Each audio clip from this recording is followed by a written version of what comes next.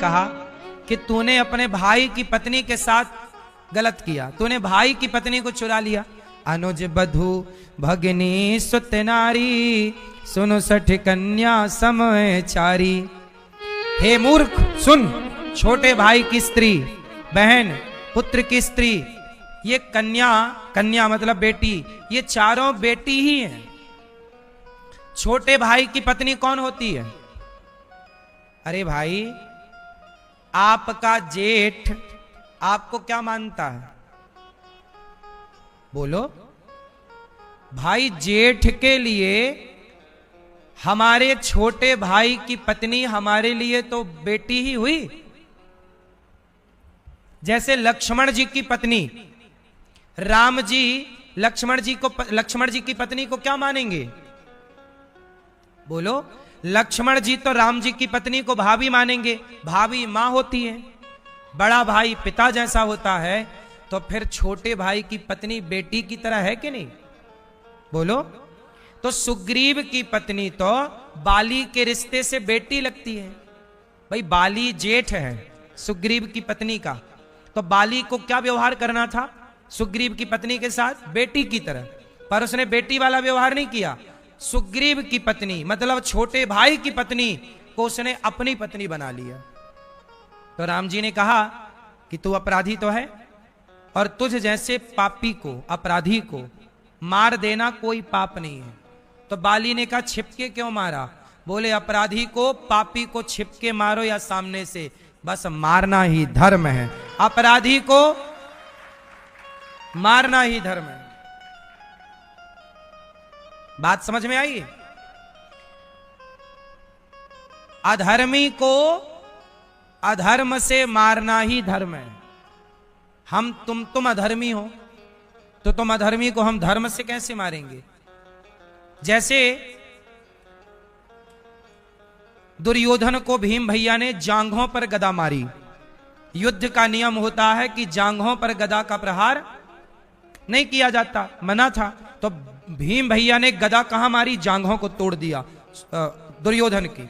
तो दुर्योधन ने कहा, बलराम जी ने कहा कि तुमने बाली गलत किया, भीम तुमने गलत किया, तुमने युद्ध के नियम को तोड़ा, तुमने धर्म का उल्लंघन किया। तब भगवान कृष्ण बोले कि दाऊ भैया, बलराम जी, जब ये द्रौपदी को अपनी जांघों पर बिठाने की बात कर रहा था, तब क्या वो धर्म था? जब भरी सभा में ये द्रौपदी के कपड़े उतार रहा था, तब क्या वो धर्म था? इस अधर्मी को, दुर्योधन जैसे अधर्मी को अधर्म से मारना ही धर्म है। इनके लिए कौन सा धर्म देखें भाई साहब? तुमने कौन सा धर्म देखा था? तुमने धर्म का आचरण किया होता तो हम तुम्हारे लिए भी धर्म देखते। बोलो सही है कि गलत है?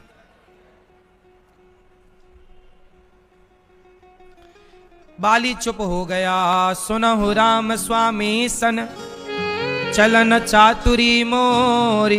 मेरी कोई चतुराई चली नहीं, प्रभु अजहूं मैं पापी, अंतकाल गति तोरी। हे प्रभु अब मुझे कृपा करके। राम जी बोले तू कहे तो मैं जिंदा कर दूं तुझे, अचल कर दूं, अचल करूं तनु राखूं प्राणा, अचल कर। नहीं नहीं, बाली बोला जन्म जन्म मुनि जतन कराही, अंत राम कहियावत नाही। आपका दर्शन हमें सामने से हो रहा है। लोग तो आपका दर्शन क्या नाम लेना, मरते समय लोग नाम नहीं ले पाते, अब आप सामने खड़े हो, अब मैं जी के क्या करूंगा प्रभु? आपका दर्शन करते करते मेरे प्राण जाएं, बस यही कृपा करो। अब नाथ करि करुणा बिलो कहूँ, देहु जो बर मांगहु, जेहि योनि जन्महु, कर्म वसता राम पद अनुराग हूँ। क्या बोला प्रभु? बस मेरे हृदय में आप बैठो, मैं जिस योनि में जाऊं आपका दास बन के रहूं। बाली की मृत्यु हुई। बाली ने मरते समय अपने पुत्र का हाथ राम के हाथ में दिया, अंगद का।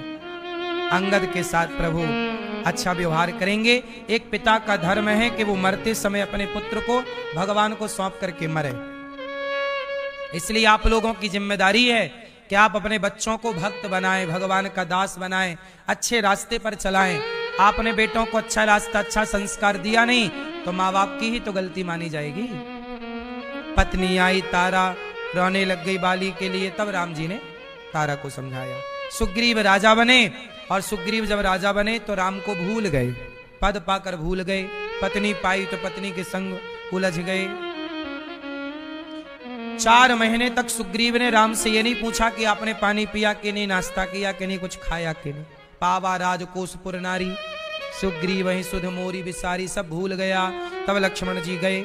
सुनो सुग्रीव, जिस बाण से राम जी ने बाली को मारा है वो बाण खत्म नहीं भई राम जी के पास, वैसे बाण अभी और हैं। तब सुग्रीव तारा को लेकर आया राम जी की शरण में, और राम जी के सुग्रीव के द्वारा चारों दिशाओं में सीता मैया की खोज के लिए बंदर भालू चले। पूर्व पश्चिम उत्तर दक्षिण चारों दिशाओं में चले। हनुमान जी भी चले। दक्षिण की ओर राम जी ने अंगूठी दी, ये मैया सो गई। सोने दो सोने दो सोने दो सोने, मैया राम राम, सो जाओ मेरी माँ, कोई बात नहीं, अब रावण मरने ही वाला है, आप सो।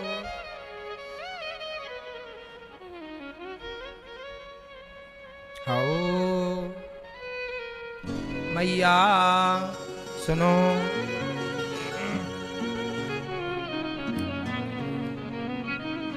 अब चारों दिशाओं में चले, और राम जी की अंगूठी लेकर हनुमान जी किस दिशा में गए? बोलो, दक्षिण दिशा गए वहां पर। उसके बाद स्वयं प्रभा नाम की एक कन्या की गुफा में गए, वहां पानी वानी पिए, सबको उन्होंने समुद्र के तट पर छोड़ा। समुद्र के तट पर जब गए तो वहां पर पानी ही पानी, आगे कुछ है नहीं। तो संपाति मिला, जटायु जी का भाई। संपाति जी ने कहा कि मैं तुम सबको खाऊंगा। तो सब रोने लगे कि ये संपाति देखो, इससे अच्छा जटायु था, राम के लिए प्राण त्याग दिए, सीता मैया के लिए। संपाति बोला कि तुम जटायु को कैसे जानते हो? बोले राम जी की सेवा की उसने। तब संपाति बोला वो तो मेरा सगा भाई था, हम बिछड़ गए थे। अब संपाति बोला सुनो, मैं भी तुम्हारी मदद करूंगा। कुछ दिन पहले रावण एक स्त्री को यहां से चुरा के ले तो गया था, वो बड़ी चिल्ला रही थी। तो संपाति बोला मैं देखकर बताता हूं वो कहां है। संपाति गीध राज है, और गीधों की दृष्टि बड़ी लंबी होती है।